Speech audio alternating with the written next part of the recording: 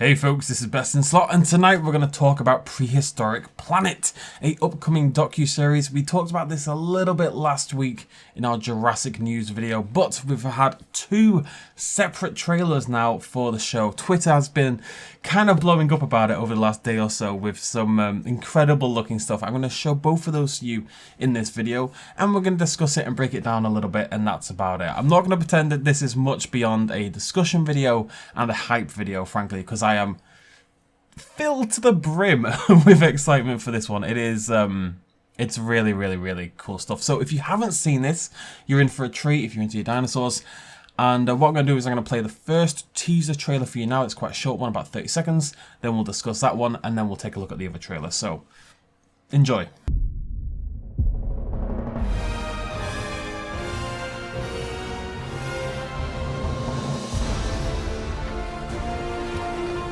Join us for a story you've never heard, on a scale you've never witnessed.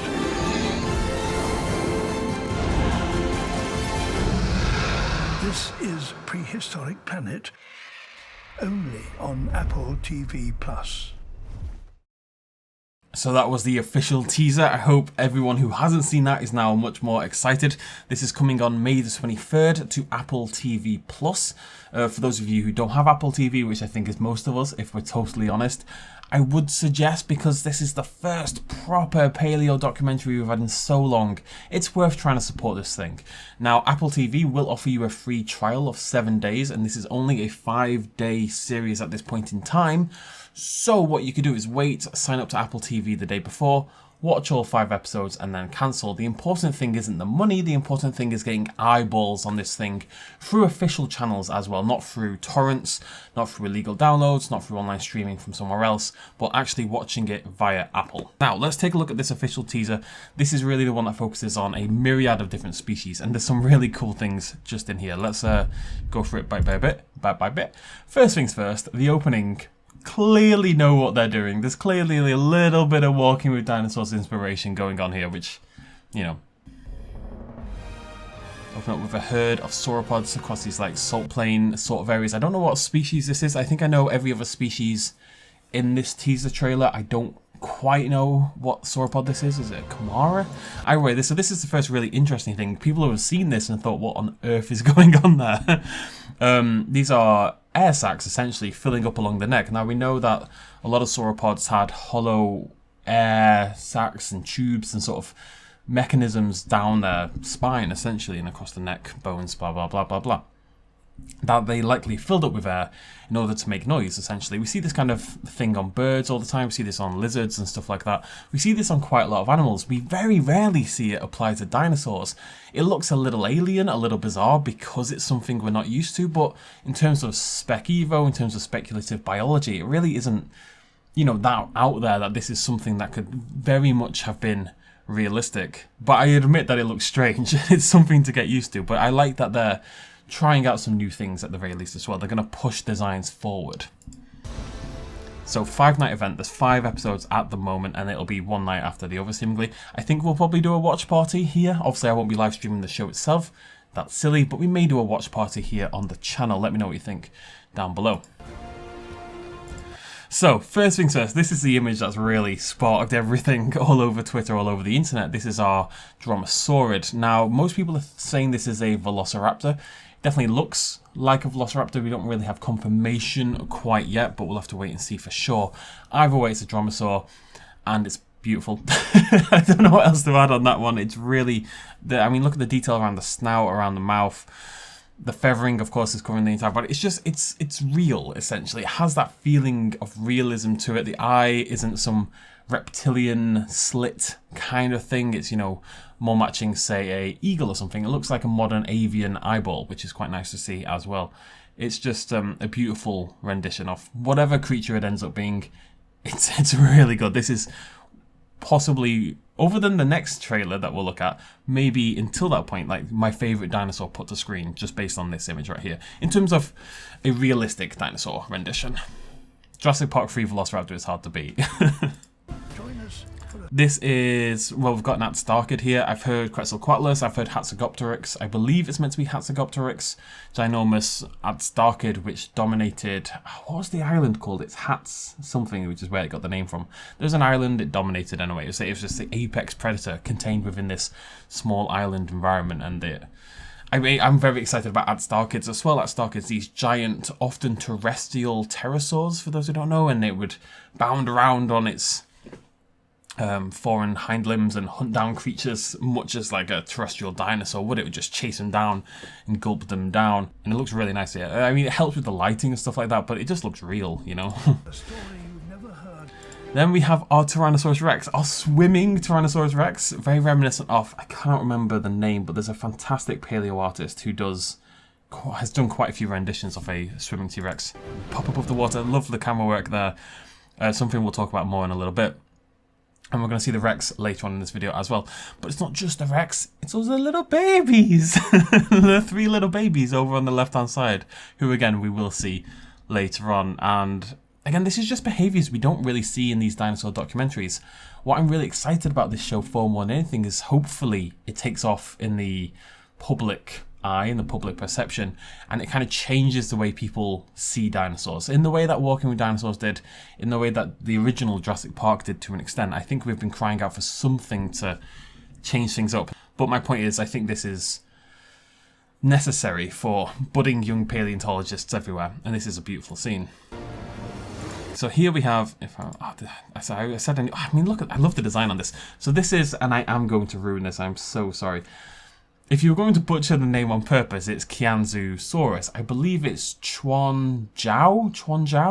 A lot of you will recognise it as the Tyrannosaurid from Jurassic World Evolution 2, the new one that came with Jurassic World Evolution 2. Actually, has quite a nice design there as well, but I really like the design here. That's what it is. It's hunting down these, what initially looked to be ornithomimids or some description, very, very blue ornithomimids, but if we stop the screen at the right point, you can see what looks to be a crest on the head over here on the left-hand side. I'm not 100%, oh my god, look at that. Oh, I didn't see that scene. It's quite hard to capture this in a nice way that sort of freezes because there's a lot of movement going on here as they dart between the trees, but what an absolute beauty she is. It's hard to grab. As she's showing, it definitely looks like there's something crest-like there, but it could be a trick of the light or something. Nah, that's definitely a crest. It looks like an oviraptorid of some description. Very, very blue. Incredibly blue. Then we move to the frozen tundra. We've got a Pachyrhinosaurus. A little bit of quilling there, which I like. They've not gone full the crazy Spec Evo like we saw in, say, Prehistoric Kingdom, where it's fully coated, which, by the way, I do love, but, you know, not maybe appropriate for what's trying to be a very realistic documentary. Really nicely rendered Pachyrhinosaurus, and I believe this is a Nanoxaurus over here on the left-hand side, if I'm correct, which is the polar Tyrannosaurid, essentially. There's a lot of Tyrannosaurus knocking around. Squaring up to each other, we've got a Plesiosaurid of some description, leaping out of the water, chowing down, zooming on an eye. This is the only shot, the only shot I don't like. There's something about this that doesn't read quite right to me, but I mean, we need to see more context and stuff like that. This shot reminds me, I don't know if I'm crazy. The eyeball itself looks really nice, by the way, so pointing out. This shot reminds me a lot of Disney's Dinosaur. There's a particular scene or a particular poster, I think, that this really is reminiscent of in a funny way, but yeah, and then our Rex pops up at the end. From executive producer Jon Favreau, really interesting that he's moved. Obviously, he's working, doing Disney things by and large. He's not doing that at the moment. He's doing this. Producers of Planet Earth, and that's what I wanted to talk about next. Prehistoric Planet with David Attenborough, and we're going to hear lots from David Attenborough in just a moment. Producers of Planet Earth, though, and again, you'll see that more in a moment.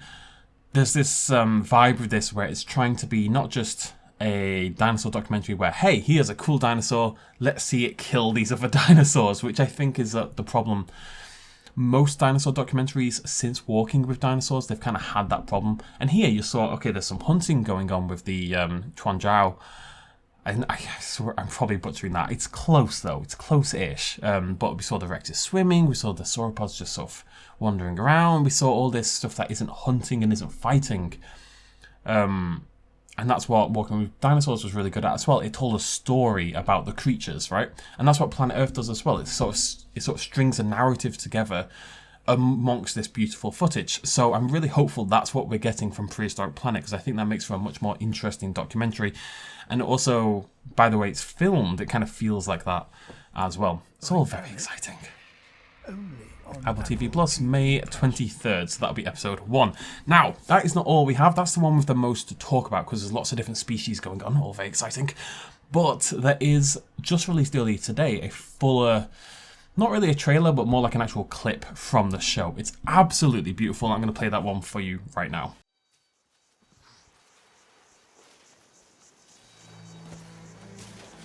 Dawn on the shore of the ancient Tethys Sea. And hundreds of tiny turtle hatchlings are on the move. Instinctively, they race towards the safety of the water.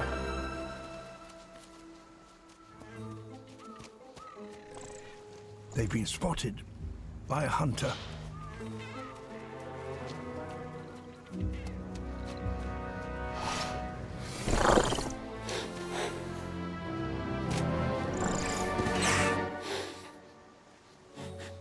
A young T.rex, still sporting a juvenile's feathery coat.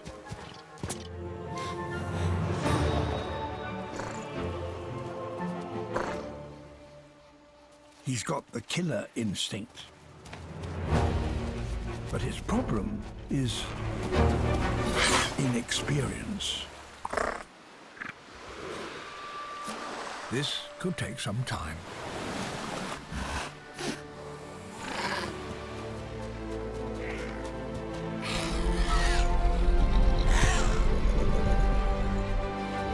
A full-grown T.rex is the planet's most powerful predator. But today, he's just being father.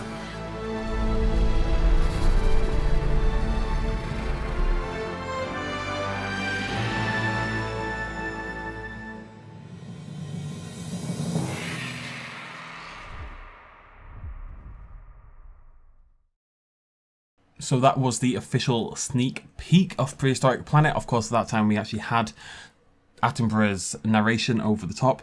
It's worth remembering Attenborough is getting on a little bit now. This is probably the last dinosaur documentary he'll ever do. One of the last documentaries he'll ever do. Touch wood. It's funny, I remember reading, well, today, as everyone's discussing all this, that Attenborough was initially approached to narrate the original Walking With Dinosaurs, but he said it was too speculative, I believe, at the time. So the fact that he signed on to do this is actually a really positive sign, although I suspect, given it's Apple TV, they've thrown a lot of money at his face. But either way, let's go through this official sneak peek.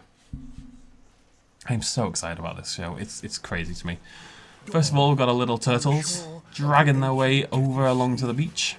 This bit just feels like a straight-up nature documentary. I wonder if they're like little baby archelons or something. One little turtle.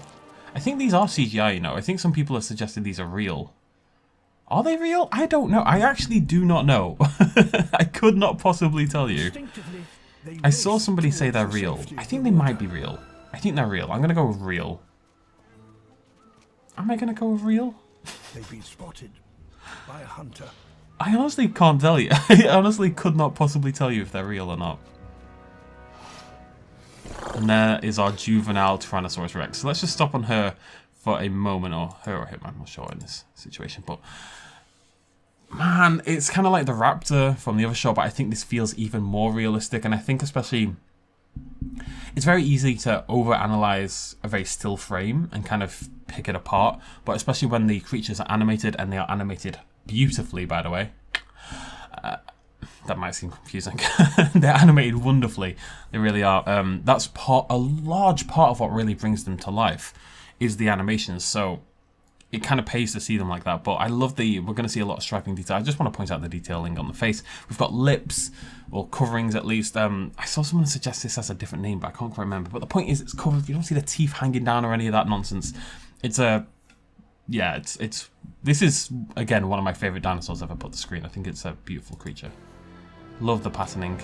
Bird-like movements, of course, and it's just moving with this curiosity, this wonder more than anything else. It feels like it's something to hunt, but it's not quite sure how to approach it. It's got real animalistic behaviors, and again, it's telling and weaving together a story. But then, of course, we've got this zoomed out view where we see the whole body, this kind of jaguar-esque inspired striping along the feathering kind of moving in the way you'd sort of expect down here along the body down to this really teeny tiny tail. One of the interesting things to me is about Tyrannosaurus Rex in particular has always been, I suppose all Tyrannosaurs really, but this you could confuse in a way, you know, just in head shape and stuff like that. It looks like a dromasaurid of some description, right? It has that kind of vibe to it. Obviously there's some things here telling you it's the Tyrannosaurus Rex, the arms, if nothing else. But it's always fascinating to me how we get something like this and it eventually becomes this apex chunk of a predator, as we'll see in a little bit. But the patterning here is beautiful. I love that. It's a hard line to straddle. I think it's very easy to make these large dinosaurs very basic in coloration, very sort of a little bit tame, but with the babies in particular, with the juveniles, with the sub-adults, I think you can really push the coloration, you can push the patterning a little bit further, and then you tone it down for the adult, which is something we see all the time in the animal kingdom anyway, but still keep some vestiges of it remaining there. And this is warm and different colouring and interesting striping and interesting patterning without going too far. You know, it's not crazy, it's not super speculative or anything like that. It feels realistic. I love it. Okay, just look, it's got a little head tilt. It's got that, again, that sort of avian movement you'd expect, and the way the camera focus shifts there. Again, the idea is to sell this as, and the little one starts moving. There's comedy in the way it's shot. It's what I really like. It's something, again, that you'd see in proper modern nature documentaries. It's something you see in Walking With Dinosaurs, etc. And the benefit of doing this via CGI, I suspect this is a full CGI, non-animatronic program based on what I'm seeing so far. The benefit is not versus animatronic, but versus real animals, is that you have full control over the scene, of course. If you want to make a comedic moment, you just make that comedic moment. And people maybe don't think about that very often, but I think it's actually quite important to keeping audiences engaged, keeping younger viewers engaged as well, and again, just a little bit of life, a little bit of variety. We don't want to see dinosaurs as these monstrous hunters, these purely majestic creatures. They would have played, they would have done stupid things, you know. Actually, there's a really good callback to that in just a second. It's like, wait a minute. It comes back for the first one. See, it's funny. I think it's funny. Go, little turtle, go. You can do it, buddy. And then defeated by the ocean waves. God. Let me just pause on that. Absolute stunner. The detailing, the level. Not only is it paleo accurate, sure, but the attention to detail and the depth of detail is staggering. I know a few people who worked on this show, and they are all, to a person, immensely talented, and I'm really proud of all of them, honestly. Come on, little turtle. Do your thing, buddy. I believe in you. You'll learn, little Rex. You'll learn. Little Rex runs away, and then Big Rex. She is a chunk. You can see more of the babies in the background. I'm assuming these are the same as earlier, of course. We get a better view in a second. Is the planet's most powerful predator. But today, he's just being father.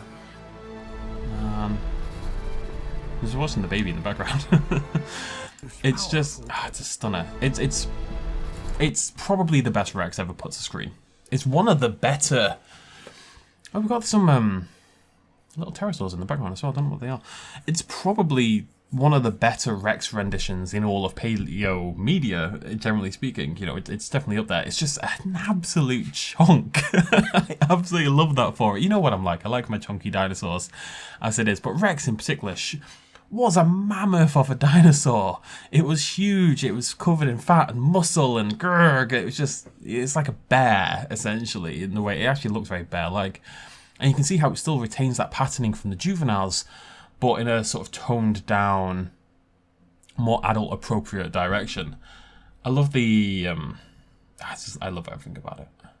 I wish I was a little bit more intelligent. I love dinosaurs, I love paleo media, I love getting into paleontology, but I don't know enough of the technical side that I wish I knew to be able to provide even more detail here about what's being done. And it's something that consistently bothers me and that I might look into fixing. Maybe it's like an online course or something. But yeah, It's a chunk. The feathering has largely disappeared. You can see, I think there might be a suggestion of some soft covering along here at the back.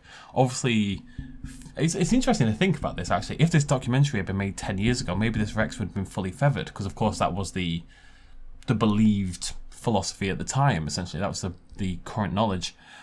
It's always really interesting to me because paleontology moves so quickly. We've seen it with Spinosaurus. Things change constantly with Spinosaurus. The Rex has gone through some fairly dramatic changes over the last decade or so. And this is hyper accurate for the time of what we know right now. Who knows what it'll be like in 10 years. That's why we need to support it, so we can keep getting updated renditions every 5 to 10 years or something like that. I just want to watch the baby in the background. Oh, do a little hop. That one is took a little nip at the tree there. One thing I'm also very curious about is what does the Rex sound like? Now, of course, if you watch Jurassic Park, etc., T-Rex roars, right? It goes beautiful rendition. I'm sure you'll agree. Typically, Tyrannosaurus Rex makes a roaring noise. Very quintessential. The sound of Jurassic Park, you would suggest, is the T-Rex roar. In reality, at least as far as I remember, and you can definitely see it if you look here above the eye ridge, you can see that sort of, it's sort of very, very faint feathering, like the remnants of the feathering, but you can see it sort of sparking up there. It's like hair more than anything else, more than actually feathering, like a slightly downy cover. Man, I love how she looks though. Oh, it's him. Sorry, this is the dad. It does say in the documentary. I always get neat, lean female for dinosaurs. Not really even sure why. Anyways, in terms of Rex noises, obviously people associate with the roar, but I believe the suggestion is that it probably sounded more like a very large, maybe deeper ostrich. It would have like a booming noise more than anything else, like a bellowing noise rather than a roar. And, you know, that's just another aspect. I'm sure that's in, and I'm sure that's correct in the documentary. Because sound does, we can look at the visuals, we can look at the animations, both of which are fantastically done, but sound design is actually another important part of it. Anyways, very, very hype. Cannot wait. 2 fantastic trailers. Prehistoric Planet, May the 23rd, just a little bit before Jurassic World Dominion, so hopefully it doesn't get overshadowed. Hopefully, if anything, builds up more hype. Let me know what you think in the comment section down below. Would you be interested in a watch party where it'll basically be this? I'll just live react to it as we watch it. Yeah, let me know what you think. What is the most exciting part of this for you? What's your favourite dinosaur or prehistoric creature in general? We saw a plesiosaur of some description, a plesiosaurid. We saw a Atstarchid, I believe Hatzegopteryx. Is that how you pronounce Hatzegopteryx? I think so. We saw a few others, so let me know what you're most excited for. Thank you so much for joining me. I will see you lovely folks very soon. Throw me a like down below if you enjoyed this video. I will link Apple TV's videos as well. Give them some love.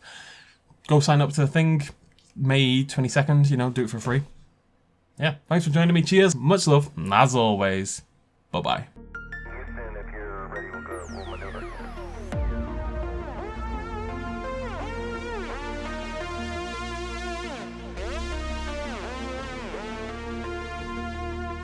Reaching out.